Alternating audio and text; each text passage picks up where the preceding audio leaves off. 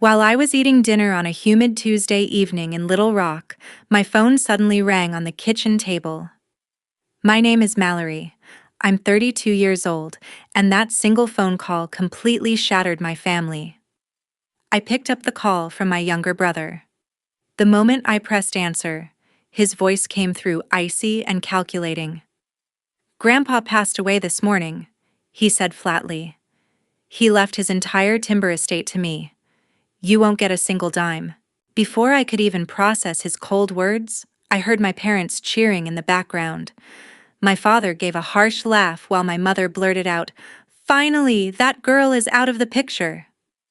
Instead of crying or arguing, I silently tapped the screen and switched the call to video. I tilted my phone toward the man sitting right next to me. My grandfather was casually cutting a piece of grilled steak. He raised his eyes, took a slow bite, and looked directly into the camera. My brother's face turned ghostly pale the instant he saw him. My parents' laughter froze instantly. Across the table, my grandfather wiped his mouth with a napkin and leaned closer to the screen. "Before you clean out my estate, sweetheart, mind letting me finish my dinner first?"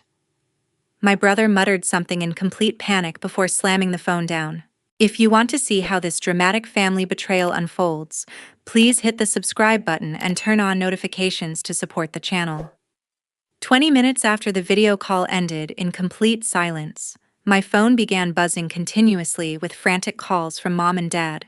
I set the phone face down on the granite counter and let it vibrate until the screen finally went dark. Across the table, my grandfather calmly finished his steak, casually wiping his hands with a napkin, as if my younger brother Cody had not just tried to declare him dead.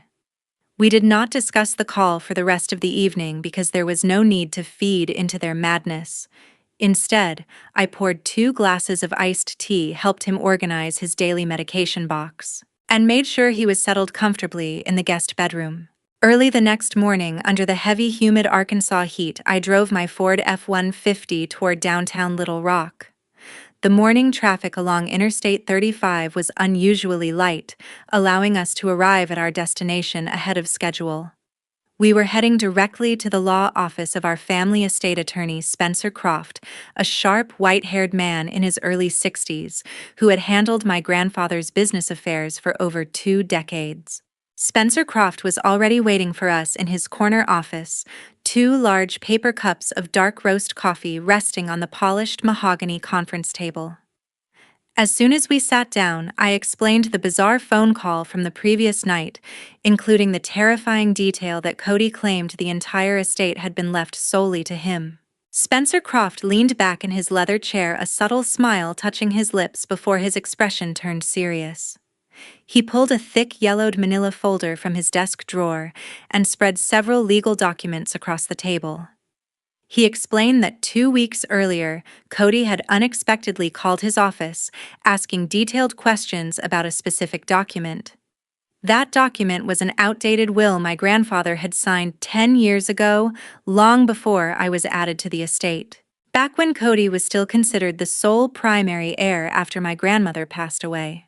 Cody had somehow found a copy of that old document in an unsecured filing cabinet at my grandfather's old workshop and assumed it was still the active, legally binding version. Spencer Croft shook his head slowly, clarifying that the old will had been officially revoked 5 years ago when my grandfather updated his estate plan to ensure that I was named as an equal co-heir and the primary executor. "Your brother thought he was holding the golden ticket," Spencer Croft said, sliding the current valid estate plan toward us.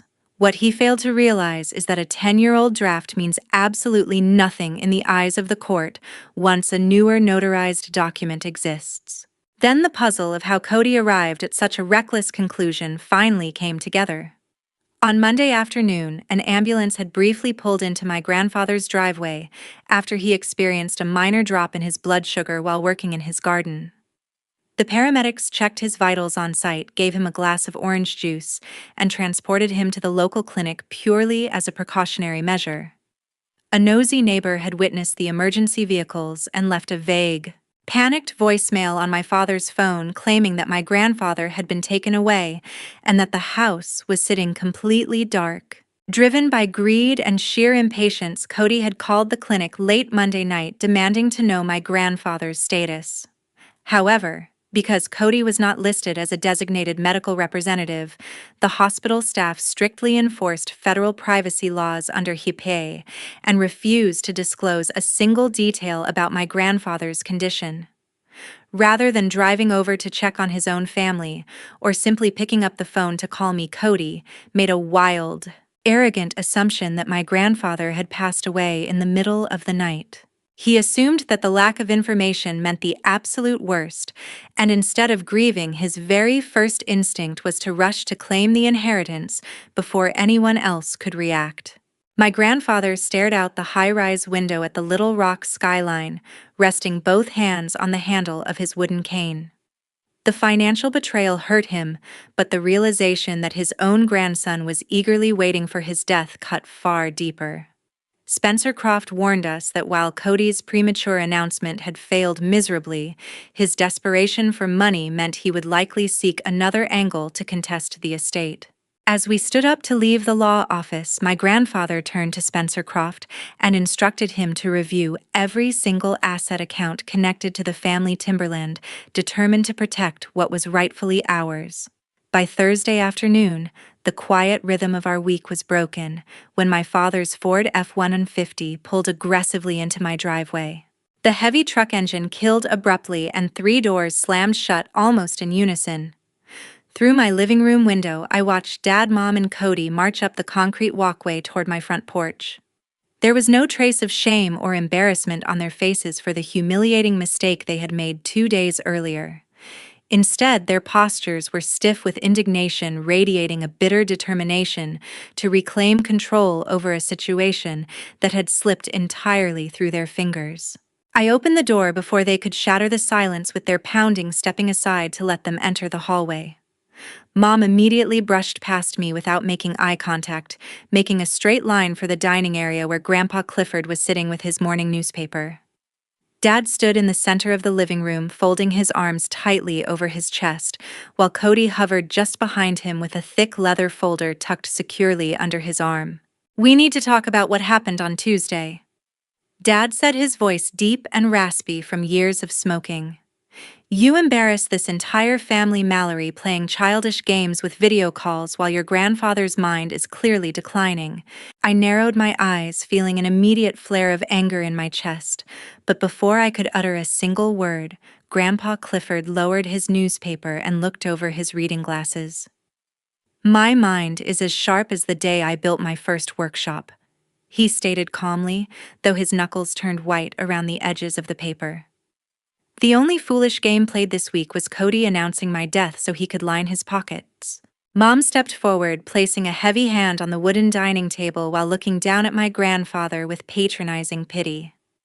"You are 74 years old, Clifford, and living isolated in this house with Mallory has completely distorted your judgment," she argued, her tone dripping with fake concern. "You were admitted to the hospital earlier this week, and you are clearly unable to manage the stress of running a 500-acre timber estate any longer." Without waiting for a response, Cody unzipped his leather folder and slapped a stack of freshly printed legal papers onto the table right beside my grandfather's coffee mug. He pushed a heavy metallic pen forward, pointing toward the signature lines highlighted with bright yellow tabs. The documents were pre-drafted property transfer deeds designed to immediately convey the entire timberland and commercial workshop into Cody's personal LLC, effectively stripping my grandfather of every asset he owned. "This is about preserving the family legacy before a stranger or bad advice ruins everything you built," Cody said flatly, refusing to look me in the eye. "Sign the timberland over to my business entity today, and we will ensure your medical expenses and living arrangements are handled quietly, without any further public spectacle." I stepped between Cody and the table, staring directly at my father. "He is fully capable of managing his own life, and you know damn well this isn't about legacy, it's about paying off Cody's failed business ventures." Dad took an aggressive step toward me, raising his finger in accusation. "Stay out of this, Mallory. You've been manipulating him ever since his knee surgery, isolating him from the rest of us, so you can secure a bigger slice of his money." My grandfather stood up slowly from his chair, leaning heavily on his wooden cane for balance, but his frame remained tall and commanding. He picked up the transfer deeds, looked at the title pages for a brief second, and then steadily tore the entire stack of documents right down the middle. The sound of ripping paper echoed sharply through the room as he tossed the shredded pieces directly onto my father's boots. "Get out of my granddaughter's house!" Grandpa Clifford commanded, his voice trembling with genuine rage. "And do not ever set foot on my land again." Dad turned red with embarrassment, turning his back and heading toward the front door without another word. Mom followed closely behind him, muttering bitterly under her breath about how ungrateful we were. Cody lingered on the porch threshold for a moment longer, his eyes hardening into something dark and ruthless. "You think tearing up paper protects you, old man?" Cody sneered coldly. "By tomorrow morning, my attorney is filing a formal petition for emergency guardianship in the Pulaski County Probate Court. We will let a judge declare you legally incompetent, and I will take control of every single dollar you own, whether you like it or not." 10 days after Cody's threat, a process server walked up my porch stairs and handed me the formal court summons. The thick legal packet contained Cody's petition filed with the Pulaski County Probate Court requesting an emergency hearing to place my grandfather under court-ordered guardianship. Instead of fabricating outright lies that could be easily disproved, Cody had cleverly weaponized ordinary everyday occurrences, twisting them into alarming signs of severe mental decline. He highlighted a minor incident from 6 months prior, when my grandfather backed his truck into a wooden fence post at his workshop, causing a small scratch on the rear bumper. Cody also documented a missed cardiology appointment from last winter, along with a duplicate electric bill payment my grandfather made online after forgetting he had already settled the balance 2 days earlier. I took the paperwork directly to Spencer Croft, who advised us that the most effective way to dismantle Cody's petition before the court hearing was to undergo an independent cognitive evaluation. He arranged an immediate appointment at the Little Rock Medical Center with an independent geriatric psychiatrist, Dr. Gerald Shaw, a respected specialist whose medical evaluations carried immense weight in probate court proceedings. 2 mornings later, I drove my grandfather to the medical center, sitting quietly in the waiting room while Dr. Gerald Shaw conducted a comprehensive 2-hour clinical assessment. The examination included standardized memory tests, complex mathematical subtractions, spatial awareness challenges, and detailed questioning regarding my grandfather's ability to handle his personal finances and daily living activities. When the heavy wooden office door finally opened, Dr. Gerald Shaw walked out with a polite smile, holding a clipboard filled with detailed assessment notes. He handed a copy of the official evaluation report to my grandfather, confirming that he had passed every single section of the cognitive test with exceptional scores for a 74-year-old man. Dr. Gerald Shaw assured us that my grandfather demonstrated complete mental capacity, flawless reasoning skills, and a thorough understanding of his estate and medical choices. Despite the victorious medical validation, the drive back to my house was shrouded in a heavy, painful silence. My grandfather stared hollowly out the passenger window at the passing highway trees, resting his chin on his weathered hands. The reality that his own son and grandson had subjected him to a humiliating psychiatric test to strip away his independence weighed far more heavily on his heart than any financial dispute ever could. Being forced to prove his sanity to a stranger because of his family's greed had stripped away a piece of his dignity that no glowing medical report could truly restore. Meanwhile, Mom Brenda began actively waging a malicious slander campaign throughout our extended family and the local church community across central Arkansas. She called relatives, claiming that my grandfather was rapidly losing his mind and that I was cruelly isolating him from his children to manipulate his will in my favor. During a routine grocery trip to the local supermarket, an old family friend pulled her shopping cart away from me, whispering loud enough for nearby shoppers to hear that I was taking advantage of an elderly man. That evening, I sat beside my grandfather on the porch as the humid southern night settled over the timber yard. He held the medical report in his hands, pointing quietly to the written confirmation from Dr. Gerald Shaw that affirmed his mental sharpness.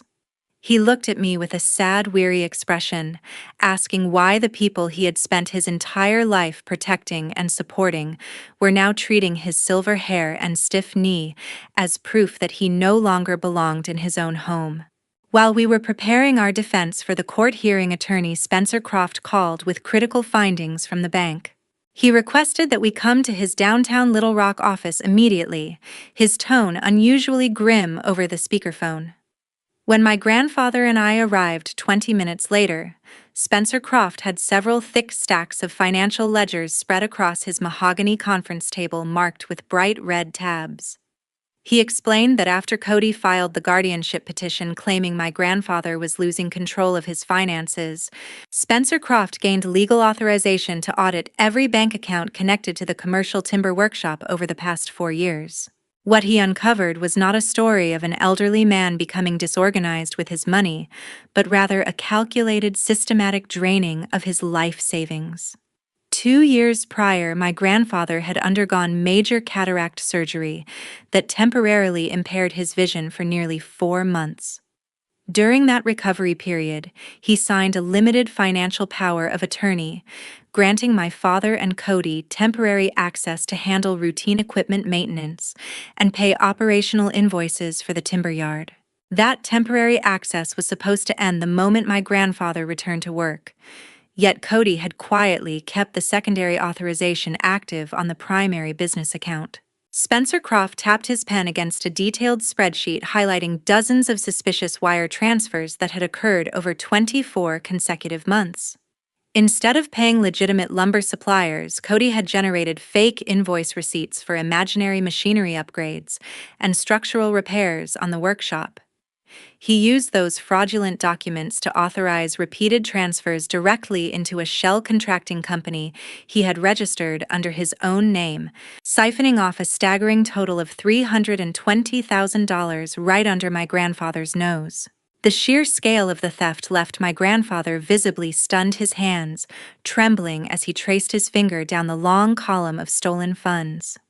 Every single transaction bore the signature of his own son and grandson, individuals he had trusted implicitly while he was recovering from surgery.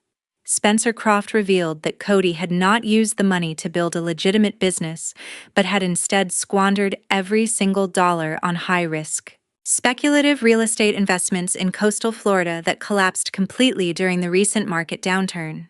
Faced with impending bankruptcy and massive debt collectors closing in on his failing contracting business, Cody's sudden desperation became painfully transparent.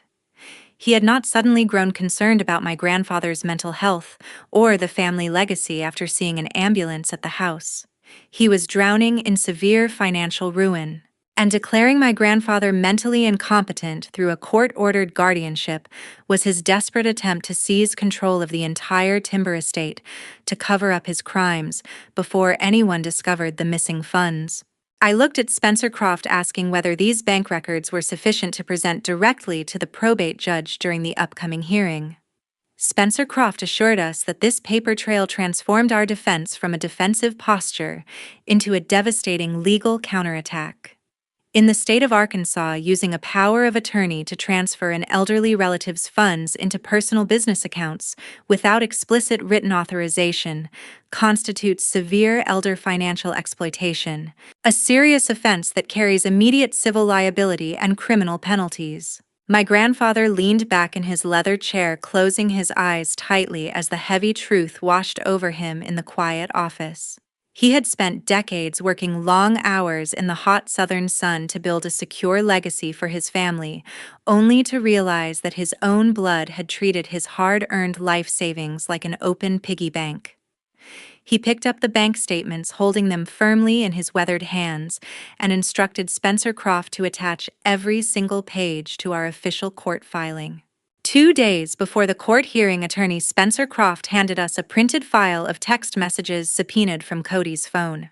The court-ordered digital records revealed a long, unfiltered exchange between Cody and my father spanning the previous 6 months. As my grandfather leaned over the mahogany desk adjusting his reading glasses to scan the transcript pages, the cold arrogance captured in those printed lines shattered whatever quiet hope he had kept hidden in his heart. In one particularly glaring thread sent just weeks after the fraudulent money transfers began, my father had asked Cody if he was worried about my grandfather eventually auditing the lumber accounts. Cody's typed response was short, dismissive, and dripping with contempt. "The old man will never take this to court," Cody had written back without hesitation. "He'd rather swallow the loss than embarrass the Mercer family name across Little Rock. He always forgives us anyway." That single sentence exposed the cruel foundation of their entire scheme. For decades, whenever Cody had run into financial trouble with his failed business ventures, my grandfather had quietly stepped in to cushion the blow, writing checks to preserve his family's pride and give his grandson another chance. My father and Cody had not spent months trying to hide their tracks perfectly because they genuinely believed their legal cover-up was foolproof. They had proceeded with complete impunity, simply because they believed my grandfather was too fragile, too fearful of public disgrace, and too fiercely devoted to his bloodline to ever hold them accountable. The realization that his lifelong generosity had been interpreted as weakness transformed something fundamental inside my grandfather. The hesitant, hurt expression that had shadowed his face since the initial phone call vanished, completely replaced by a quiet, unyielding resolve. He placed the text transcript back on Spencer Croft's desk and looked up with an unwavering gaze. They built their whole plan on the assumption that I would stay silent to protect them. My grandfather said, his voice steady and devoid of anger. "It is time to show them that my kindness was never a permission slip to rob me." Without a moment of hesitation, my grandfather instructed Spencer Croft to immediately draft a completely revised estate plan and revoke every prior testamentary document. He formally disinherited both my father and Cody, ensuring that neither of them would ever receive a single acre of the timberland or a single dollar from his personal savings. Under the terms of the new legally airtight document, my grandfather established an irrevocable living trust designed to cover his own healthcare, housing, and personal needs for the remainder of his life, managed by an independent professionals trustee. Upon his eventual passing, his primary residence, along with half of the 500-acre timber property, was designated directly to me. The remaining portion of the estate was directed to establish a permanent forestry scholarship foundation at the local Arkansas University, helping young working-class students pursue degrees in land conservation and sustainable timber management. When Spencer Croft presented the finalized documents an hour later, my grandfather signed every page with a firm, steady hand, watching as two legal assistants witnessed and notarized his signature. He picked up his wooden cane, stood up tall without needing any assistance, and looked toward the window overlooking the city streets. For the first time in weeks, he looked like the strong, self-reliant man who had spent 40 years carving out a timber business from the rugged southern soil. As we walked out of the law office into the warm afternoon sun, my grandfather paused beside my truck, resting his hand on the warm hood. He looked at me with a quiet sense of peace in his eyes, remarking that setting boundaries with people you love is often the hardest work a man will ever do, but holding on to your dignity is always worth the painful clarity that comes with it. On a humid Wednesday morning, we walked up the stone steps of the Pulaski County Courthouse for the guardianship hearing. The vaulted courtroom was quiet as the probate judge called the matter to order, prompting Cody's attorney to immediately present their petition. They attempted to construct a picture of severe cognitive decline, repeatedly referencing the minor fence scratch at the workshop and the missed medical appointment from months ago. Cody sat smugly at the petitioner's table, resting his elbows on the oak surface, as if the timberland was already legally placed under his absolute control. When it was our turn to present our case, Spencer Croft stood up calmly and shattered their entire fabricated narrative within minutes. He first introduced the comprehensive medical report signed by Dr. Gerald Shaw, which clearly established that my grandfather possessed flawless cognitive health and full mental capacity. Spencer Croft then unveiled the certified bank ledgers detailing the systematic theft of $320,000, alongside the subpoenaed text messages where Cody openly boasted that my grandfather would never take legal action. The atmosphere in the courtroom shifted instantly as the judge carefully reviewed the financial documents and text transcripts. Cornered by the undeniable paper trail, Cody lost his composure and turned aggressively toward my father, shouting that the entire fraudulent scheme had been my father's idea from the very start. My father reacted furiously, slamming his fists onto the table and shouting back that Cody was the one who had squandered the stolen money on ruined real estate investments. Their frantic shouting match continued until the judge pounded her gavel repeatedly, demanding order in her courtroom. The probate judge rendered her decision without leaving the bench, formally dismissing Cody's guardianship petition with prejudice. She noted that my grandfather displayed exceptional mental clarity while publicly reprimanding my father and Cody for attempting to misuse the judicial system to conceal financial exploitation. Furthermore, the judge officially referred the entire case file and financial audit directly to the Pulaski County District Attorney for formal civil recovery and criminal investigation. The legal consequences unfolded rapidly over the following months, as law enforcement initiated formal proceedings against both of them. To avoid immediate criminal prosecution and satisfy the civil restitution judgment, my father and Cody were forced to sell their residential property in Little Rock to fully pay back the $320,000 owed to my grandfather's estate. Left with nothing but ruined reputations and mounting debt, they showed up at my front porch one evening, desperately begging for forgiveness and asking my grandfather to drop the remaining legal claims. My grandfather walked slowly to the front door, looking at his son and grandson through the glass panel with complete calm. He did not yell or display any anger, but simply told them that forgiveness did not require enabling toxic behavior, nor did it mean allowing dishonest people back into his life.